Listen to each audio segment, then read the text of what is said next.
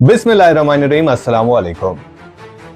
मुश्तरका तौर पर अमेरिका और इजराइल इस वक्त ईरान के खिलाफ जंग लड़ रहे हैं और आज जंग का चौथा दिन था।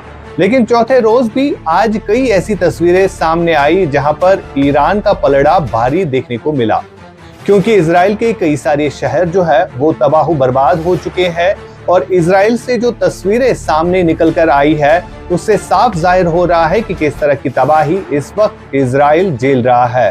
हालांकि इजराइल की आवाम अब बेंजामिन नेतन्याहू को कोस रही होगी कि आखिरकार बेंजामिन नेतन्याहू ने अपनी साख बचाने के लिए कौन सी गलती कर दी। हालांकि अमेरिका के डोनाल्ड ट्रंप की तरफ से भी कई बार ये कहा गया कि वो बातचीत करना चाहते हैं, लेकिन ईरान जो है अब बातचीत नहीं करना चाहता, बल्कि ईरान बदले की आग में इस वक्त झुलस रहा है। यानी ईरान चाहता है कि वो अब जितना हो सके उतनी बमबारी इजराइल और अमेरिका के ठिकानों पर करेगा। लगातार हम देख रहे हैं कि किस तरह से अमेरिका और इजराइल के कई सारे ऐसे सैन्य ठिकानों को निशाना बनाया गया, साथ साथ कई सारे ऐसे शहर चुने गए जहां पर मिसाइल दागे गए और उन मिसाइल हमलों में लगभग 100 से अधिक ऐसे लोग जो है मारे गए हैं। और कुछ ऐसी तस्वीरें भी सामने निकल कर आई जहां पर चीखो पुकार के आलम में लोग जो है जी रहे थे। आखिरकार इस जंग का अंत साफ तौर पर दिख नहीं रहा है और मिडल ईस्ट की जहां तक बात आती है तो अब कई सारे ऐसे गल्फ कंट्रीज जो है उनके ऊपर भी दबाव बनता हुआ नजर आ रहा है, क्योंकि ये जंग जो है अब तमाम तर देशों को अपनी लपेट में ले रही है। इधर अगर हम जनूबी एशिया की बात करें, जहां पाकिस्तान और अफगानिस्तान के बीच में जंग का माहौल बना हुआ है और बीते कुछ दिनों से लगातार पाकिस्तान अफगानिस्तान के ऊपर बमबारी कर रहा है, तो वहीं अफगानिस्तान की तरफ से टीटीपी और बीएलए के हमले जो है वो जारी है। हालांकि अगर हम इस वक्त की बात करें तो लगातार कहीं ना कहीं तनाव की स्थिति जो है वो बनी हुई है।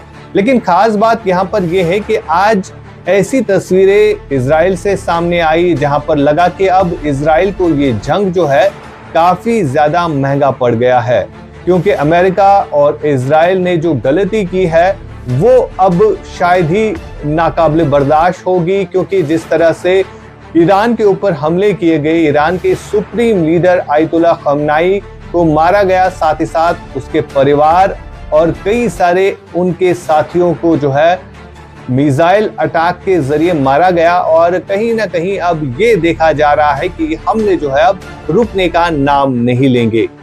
बात अमेरिका और इजराइल के मुश्तरका जंग की करते हैं कि किस तरह से आज दिन भर कार्रवाई रही। अगर हम बात करें तो अमेरिका और इजराइल ने ईरान में फजाई और मिसाइल हमले जारी रखे हुए हैं।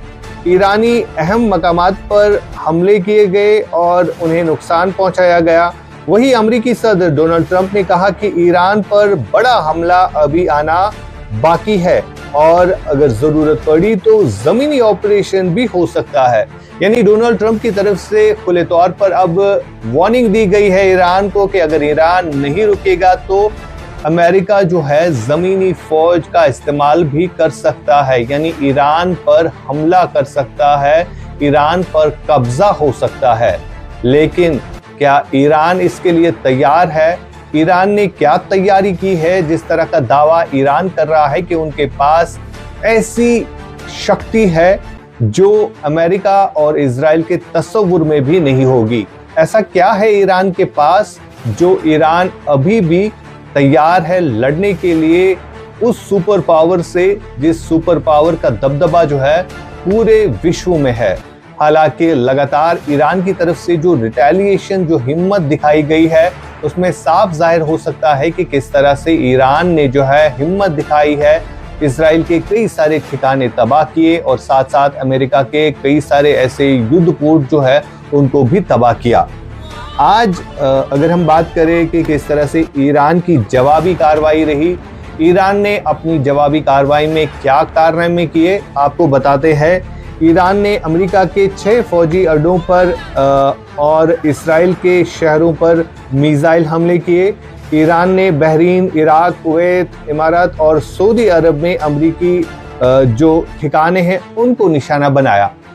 ये जंग जो है अब रुकने का नाम नहीं ले रही है। अगर हम मशरिकी वुस्ता की बात करें, यहाँ पर सयाहत पर भी काफी बुरा असर जो है वो पड़ता हुआ नजर आ रहा है।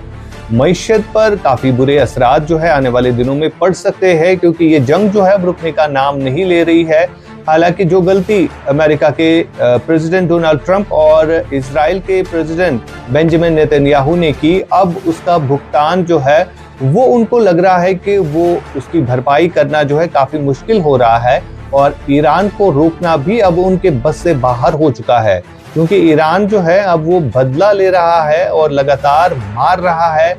कितनी ताकत ईरान में अभी बाकी है ये देखने वाली बात होगी। इधर साथ ही साथ अगर हम बाकी कंट्रीज की बात करें, जो ऑयल रिफॉर्म्स हैं उन्हें नुकसान पहुंचा है। साथ ही साथ भारत की अगर हम बात करें तो भारत में ऑयल के प्राइसेस जो है वो आने वाले दिनों में बढ़ सकते हैं। ऑयल की शॉर्टेज जो है वो हो सकती है।